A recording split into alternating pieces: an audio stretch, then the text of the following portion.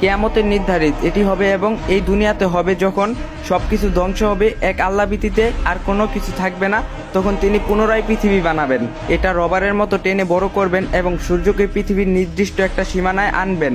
কতটুকু আনবেন তা কোনো সহি হাদিস নেই, তবে খুব কাছিয়ে আনবেন। যত রুহু ছিল সকল রুহুকে এখানে একত্র করবেন।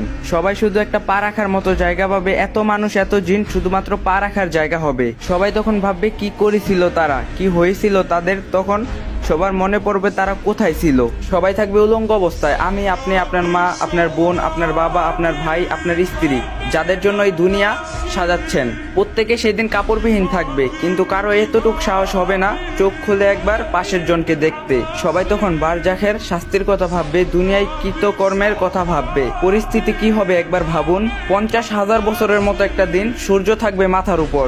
আবার আফসোস তো আছেই। একবার ভাবো, মুসলিম একবার